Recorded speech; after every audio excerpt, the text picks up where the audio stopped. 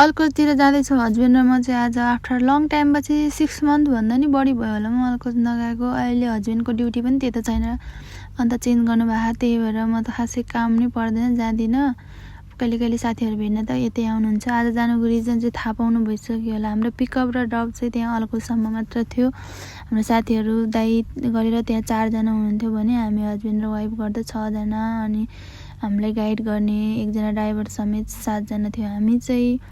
अनि यहाँ सबैजना भेट भएर चाहिँ हामी लाग्यो सफारीतिर।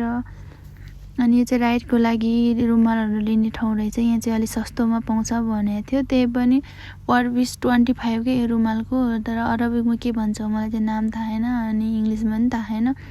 मैले चाहिँ रुमाल भनिदियो। अनि यसको चाहिँ पर पिस 25 अनि 40 हेरी रहेछ, कुन लिने त्यो अनुसारले रहेछ। अनि हामी सबैजनाले लायो किनकि सबैजना प्लान थियो राइड गर्नुको। यो चाहिँ मेरो सेकेन्ड टाइम हो होइन यो सफारी घुम्न आउने चाहिँ।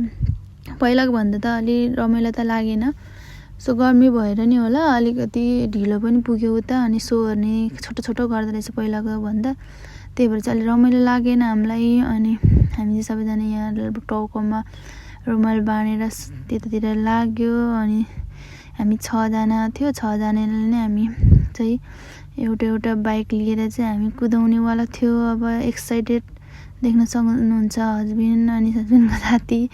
अनि म त पुरा एक्लै इन्जोय हो, कति भिडियो बनाएँ छोटो छोटो त। अनि हस्बेन्डले पनि बनाइदिनु भएको थियो टन्नै।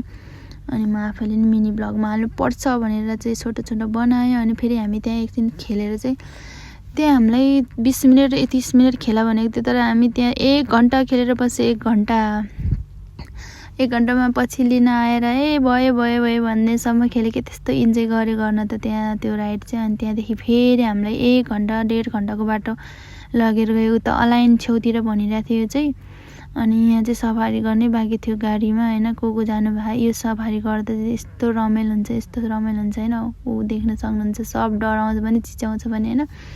अनि मलाई चाहिँ केही लागेन, पहिला नि गइसक्यो हो। खासमा मलाई त यस्तोहरू एक्सपिरियन्स लिन मन लाग्छ के।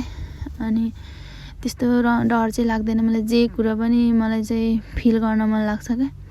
अब एकचोटि आउने लाइफ हो होइन, मरिलानु केही छैन, आखिर मर्नै छ।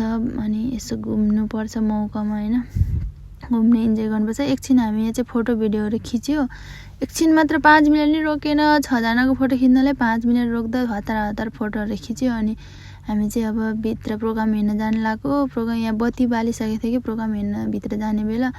अनि त्यहाँदेखि बाहिर निस्किनै पाएन। अनि टिकटकहरू बनाउने सपनै चकनाचुर भयो। टिकटकहरू चाहिँ बनाउन पाएन, तर छोटो छोटो ब्लगहरू त मैले खिचेको थियो। अनि यसो 2-3टा गीत लगेर गएको थियो छमछम नाच्नुपर्छ भनेर, तर त्यो चाहिँ पुरा भएन। त्यो भएर अलिकति स्याड फिल भयो, नत्र भने यस्तै हो होइन। यत्रो ईदको छुट्टी भएर टन्नै थियो। हामी जाँदा चाहिँ बेली डान्स सुरु भइसकेको थियो।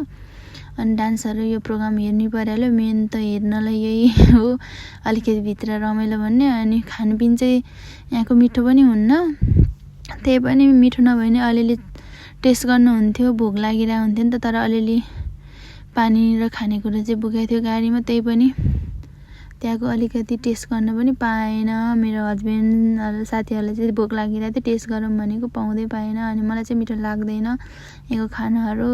अब त्यस्तै हुन्छ नि त अरबिकहरूले बनाएको, त्यही पनि त्यति धेरैले बनाएको। ईदको छुट्टी भएर प्याक थियो अनि खानै पाएन। अब आज चाहिँ हाम्रो घुमघाम सक्यो, यति नै हो छोटो मिठो भिडियो। By by guys.